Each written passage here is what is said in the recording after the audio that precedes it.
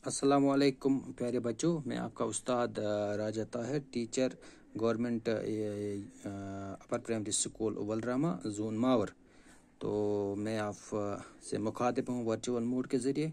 आज मई की 2 तारीख एतवार है, क्योंकि हमें अपने जोनल एजुकेशन ऑफिसर मावर की तरफ से हिदायत दी गई है कि हम एतवार के दिन भी अपना ये जो पढ़ाई का काम वर्चुअल मोड के ज़रिए जारी रखें। तो उसी सिलसिले में हम अपना जो वर्चुअल मोड के ज़रिए जो तालीम का सिलसिला हम जारी रखे हुए हैं।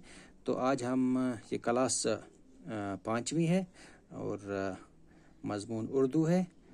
तो मौजू हमारा वही रहेगा जो हम पढ़ रहे हैं, इंसाफ। तो इस इंसाफ के बारे में हम पढ़ रहे हैं, जिसमें कि हमने अरब की सरजमीन के बारे में ज़िक्र की हुई है। इस इंसाफ में 1400 साल पहले अरब की क्या हालत थी कि अरब की ज़मीन पूरी जहालत में डूबी हुई थी। हर तरफ अंधेरा ही अंधेरा था, हर तरफ लूट खसूट था, हर तरफ जुल्म जबर था। और तब तक जब तक तशरीफ़ लाए हमारे प्यारे नबी हज़रत मोहम्मद सल्लल्लाहु अलैहि वसल्लम, अल्लाह ताला को उस सरज़मीन के लोगों पर, उन मज़लूम लोगों पर, उन गरीब लोगों पर जिन पे वो वहाँ के वो अमीर और अयाश और वो बदकार और वो जालिम लोग जुल्म करते थे, उनका आर आया, उन पे तरस आया, उन पे रहम खाकर फिर वहाँ पे हज़रत मोहम्मद रसूलुल्लाह सल्लल्लाहु अलैहि वसल्लम को पैगंबर और रसूल बनाकर भेजा। तो हमने इस को यहाँ तक पढ़ा था। तो आज हम इसी मौजू को आगे पढ़ेंगे। तो आप अपनी अपनी किताब खोलेंगे और किताब पे यही इंसाफ का जो मौजू है ये निकालेंगे। तो हम इसको आज आगे पढ़ेंगे। तो आपने ये तालीम दी कि अल्लाह और अल्लाह के कानून की नज़र में गोरा और काला, अजमी और अरबी, अमीर और गरीब सब यकसा है। यहाँ तक हमने परसों पढ़ा था कि अल्लाह के रसूल, अल्लाह के नबी, अल्लाह के पैगंबर हज़रत मोहम्मद सल्लल्लाहु अलैहि वसल्लम ने इन लोगों को ये तालीम दी कि अल्लाह के सामने सब बराबर है। अल्लाह के सामने काला, गोरा, अमीर, गरीब, अरबी, अजमी, इनमें कोई फ़र्क नहीं है। अल्लाह के बराबर सब इंसान यकसा है। तो इससे आगे हम पढ़ेंगे। आज हम यहाँ से पढ़ेंगे। तो आप अपनी किताब की तरफ नज़र रखेंगे और इसको समझ लेंगे। मैं आपको समझाऊंगा और आप इसको फिर अपनी किताब पे बाद में 2-3 बार इसको दोबारा पढ़ेंगे, ताकि आपको जो पढ़ने का जो स्किल है वो आ जाए। क्योंकि मैंने आपको बताया कि जो इस उर्दू पढ़ने के बाद हमें 3 जो स्किल्स हैं वो बिल्कुल आने चाहिए। उन पे हमें फिर होल्ड होना चाहिए, जैसे कि हमें उर्दू बोलना आना चाहिए, फिर उर्दू पढ़ना भी आना चाहिए और उर्दू लिखना भी आना चाहिए। ये 3 स्पेसिफिक ऑब्जेक्टिव्स है इसके। तो इन्हीं चीज़ों को हमें ये उर्दू पढ़कर ये चीज़ें हमें हासिल होनी चाहिए। तो लिहाजा आप ध्यान से देखेंगे, ध्यान से किताब की तरफ ध्यान रखेंगे और आप सुनेंगे, फिर पढ़ेंगे। तो आज हम यहाँ से पढ़ेंगे, इस लाइन से पढ़ेंगे। यहाँ से, अलबत्ता अपने अमल से इंसान छोटा बड़ा हो सकता है। जैसे कि हज़रत मोहम्मद सल्लल्लाहु अलैहि वसल्लम ने उनको समझाया कि देखिए, अल्लाह के नज़र में, अल्लाह के कानून में कोई बड़ा नहीं है, कोई छोटा नहीं है, कोई काला नहीं है, कोई गोरा नहीं है, कोई अरबी नहीं है, कोई अजमी नहीं है, मतलब इनमें कोई फ़र्क नहीं है। तो अलबत्ता इंसान की जो अमल है, जो अगर वो अच्छा अमल करता है, चाहे वो काला अच्छा अमल करेगा या गोरा अच्छा अमल करेगा, अरबी अच्छा अमल करेगा या अजमी अच्छा अमल करेगा, अमीर अच्छा अमल करेगा या गरीब अच्छा अमल करेगा, तो वो अच्छा अमल करने वाला अल्लाह के नज़दीक बड़ा है, अच्छा है, सच्चा है। तो यही तालीम अल्लाह के रसूल और हमारे प्यारे पैगंबर हज़रत मोहम्मद सल्लल्लाहु अलैहि वसल्लम ने दी। उसके आगे हम पढ़ेंगे, हज़रत मोहम्मद सल्लल्लाहु अलैहि वसल्लम ने अदल और इंसाफ का यकसा कानून राइज करके इंसानों के दरमियान ऊंच नीच के फ़र्क को یکسر ختم کر دیا۔ تو پھر اللہ کے رسول حضرت محمد صلی اللہ علیہ وسلم نے عرب کی اس بگڑی سرزمین پر وہ قانون رائج کیا، اللہ کے انصاف کا قانون رائج کیا، اور وہاں پہ نہ کسی کو اونچ نہ نیچ، یعنی کہ کوئی بڑا نہیں کوئی چھوٹا نہیں، اس میں بالکل جو فرق وہ ختم کر دیا۔ اس نے لوگوں کو سمجھایا، لوگوں کو اچھی طرح ذہن نشین کرایا کہ اللہ کے سامنے کوئی اونچ نیچ نہیں ہے، کوئی بڑا نہیں ہے کوئی چھوٹا نہیں ہے، کوئی گورا نہیں ہے کوئی کالا نہیں ہے، سب برابر ہے۔ البتہ اگر ہے اللہ کے نزدیک کوئی برگزید ہے تو وہ انسان ہے جو اچھے اعمال کرے گا، اچھے کام کرے گا۔ ایک مرتبہ آپ صلی اللہ علیہ وسلم کے سامنے بڑے گھرانے کی ایک خاتون کا معاملہ پیش ہوا۔ کہتے ہیں کہ ایک مرتبہ اللہ کے رسول حضرت محمد صلی اللہ علیہ وسلم سامنے کے ایک واقعہ پیش آیا، ایک مسئلہ پیش آیا، وہ لیکن ایک خاتون ایک عورت کا مسئلہ پیش آیا جو کہ ایک بڑے گھر کی عورت تھی، ایک بڑے گھرانے کی عورت تھی، یعنی بڑے خاندان کی عورت تھی۔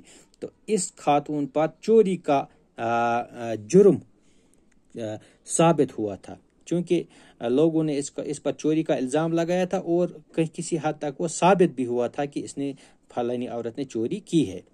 کچھ لوگ چاہتے تھے کہ خاتون کے خاندان کا لحاظ کر کے اس کے ساتھ رعایت برتی جائے، تو جب فیصلے کی گھڑی آئی تو کچھ لوگوں نے اس کو فیور کرنا چاہا، یعنی کہ انہوں نے سوچا کہ یہ بڑے گھر کی عورت ہے، امیر گھر کی عورت ہے، بڑے خاندان کی عورت ہے، اس نے چوری کی ہے، اب چھوڑے اس کی بات کو ہم چھپائیں گے، اس کو تھوڑا رعایت دیں گے، اور اس سلسلے میں نبی کریم صلی اللہ علیہ وسلم سے سفارش کی جائے۔ تو کچھ لوگوں نے سوچا کہ ہم رسول پاک صلی اللہ علیہ وسلم کے پاس جائیں گے، ہم ان سے کہیں گے کہ اس میں تھوڑا نرمی کا معاملہ کرے، کیونکہ یہ بڑے گھر کی عورت ہے، بڑے گھر کی خاتون ہے، تو اس چیز کا لحاظ رکھا جائے، سفارش کریں گے ہم نبی کریم صلی اللہ علیہ وسلم کے پاس۔ لیکن کسی میں ہمت نہیں تھی، مگر یہ کہنے کی حضرت محمد صلی اللہ علیہ وسلم کے سامنے یہ بات رکھنے کی کسی میں ہمت نہیں تھی۔ آخر میں حضور کے ایک نوجوان چہیتے صحابی اسامہ بن زید کو آمادہ کیا گیا کہ وہ حضور کے صلی اللہ علیہ وسلم کے ساتھ اس معاملے میں بات کریں۔ آخر پر انہوں نے حضرت محمد صلی اللہ علیہ وسلم کے جو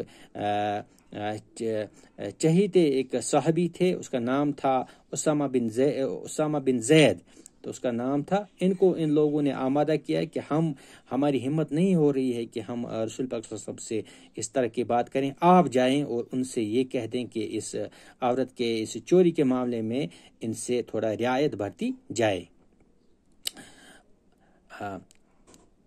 اسامہ بن زید حضور صلی اللہ علیہ وسلم کی خدمت میں آئے اور حاضر خدمت ہونے کا مدعا بیان کیا۔ پھر اسامہ بن زید حضور پاک صلی اللہ علیہ وسلم کی حاضری میں گئے اور ان کی خدمت میں پیش ہوئے، اور ان کو مقصد بیان کیا کہ میں یہاں پر کیوں آیا ہوں، کس غرض سے آیا ہوں۔ انہوں نے ابھی اپنی بات مکمل نہ کی تھی کہ حضور صلی اللہ علیہ وسلم نے فرمایا، ایسی باتوں سے پرہیز کیا کرو۔ ابھی اسامہ بن زید نے اپنی بات پوری بھی نہیں کی تھی، وہ یہی بات کر رہے تھے، اسی عورت کے معاملے میں بات کر رہے تھے، اور وہی جو ان لوگوں نے سمجھا کر بھیجا تھا۔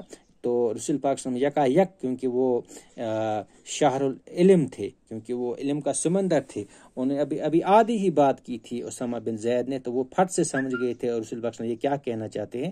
تو اس نے بیچ میں ہی رسول پاک صلی اللہ علیہ وسلم نے ان کو کہا کہ نہیں، ایسی باتوں سے آپ پرہیز کرو، آپ ایسی باتیں مت کیا کرو، یہ باتیں لے کر میرے پاس مت آیا کرو۔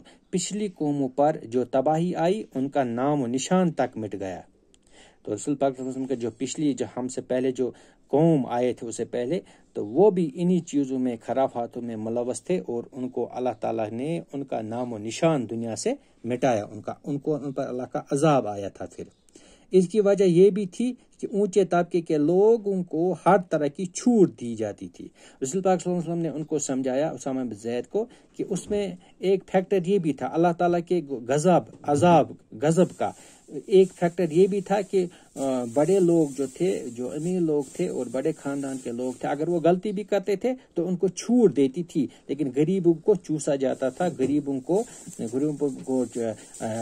قانون یا کچھ بھی یا کسی ہر چیز کے سکنجے میں لایا جاتا تھا، اور ان پر طرح طرح کے ظلم کیے جاتے تھے، جبکہ جو امیر لوگ تھے ان کو چھوٹ دی جاتی تھی. اگر وہ کسی طرح کا گناہ بھی کرتے تھے, کسی طرح کا جرم یا کرائم وغیرہ بھی کرتے تھے, تو ان کو چھوٹ دی جاتی تھی.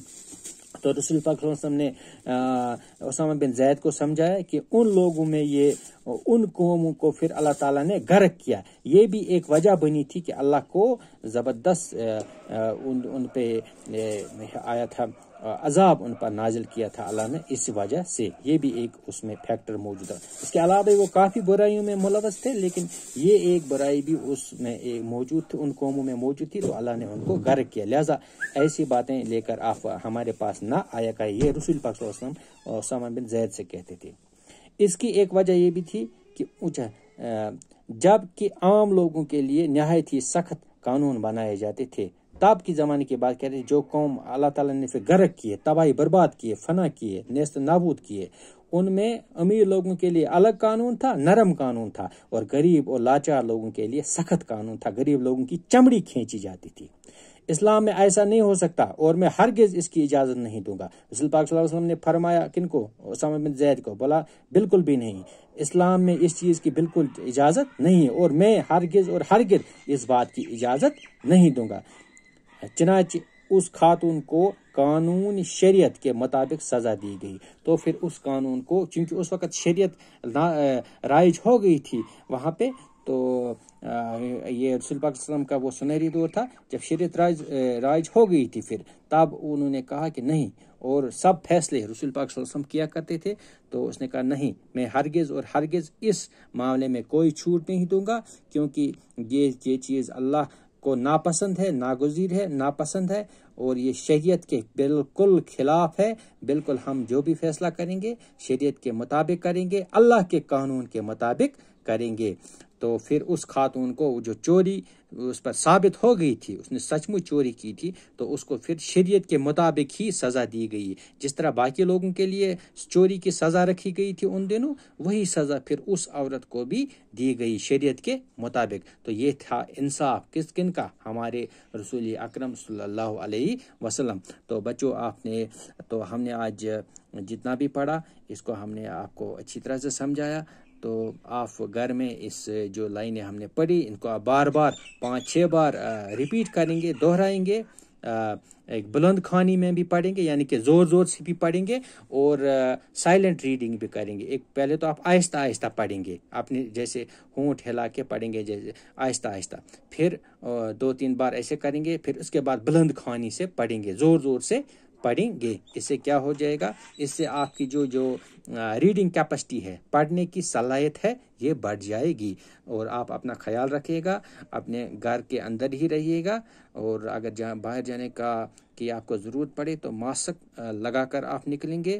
دن میں 2-3 بار اپنے ہاتھ یہ صابن سے دھوئیں گے, اور سینیٹائزر کا استعمال بھی کر سکتے ہیں آپ 1-2-3 بار دن میں.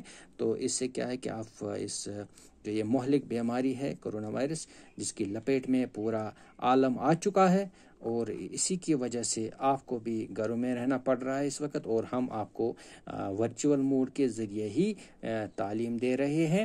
تو انہی باتوں کے ساتھ میں آپ سے الوداع ہو رہا ہوں, اور انشاءاللہ ہم دوبارہ کل ملیں گے اور اس ٹاپک کو آگے پڑھیں گے. السلام علیکم ورحمۃ اللہ وبرکاتہ.